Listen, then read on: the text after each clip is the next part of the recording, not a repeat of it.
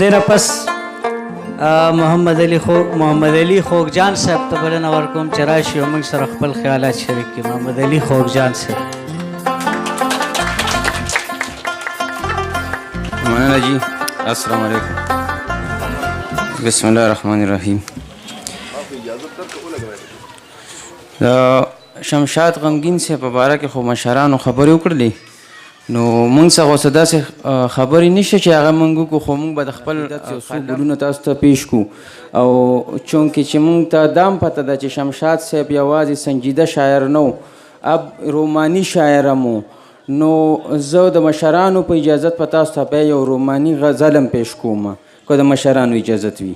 نو شعر دی چې تا سپرلي لیدلي، تا ګلونه پیژندلي وو، تا په حقیقت کې ارمانونه پیژندلي وو، تا د ژوند ښکلا لره یو نوی سینګار کړی و، تا د ژوند د ناوې سینګارونه پیژندلي وو، او تا د قام په غم کې د غمګین مقام ګټلی و، تا د قام په غم کې د غمګین مقام ګټلی و، تا د مرګ نه پس د ژوند پیرونه پیژندلي وو، او ستا قلم ژوندی و، ستا د زړه به یې وکالت کوو، ستا قلم ژوندی و، ستا د زړه یې وکالت کوو، مشره تا د ژوند پیچ و خمونه پیژندلي وو.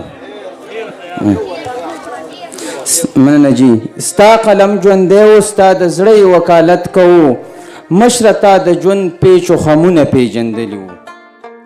او غزل دی مطلع ده چې ژوند ته مې راشه چې ارمان لاړ شي، ژوند ته مې راشه چې ارمان لاړ شي، او د بدو خلقو بد ګمان لاړ شي، ژوند ته مې راشه چې ارمان لاړ شي، د بدو خلقو بد ګمان لاړ شي، او د زړه سپرلی به مې غوټۍ ګل کي، د زړه سپرلی به مې غوټۍ ګل کي، که د دیدن دغه بحران لاړ شي.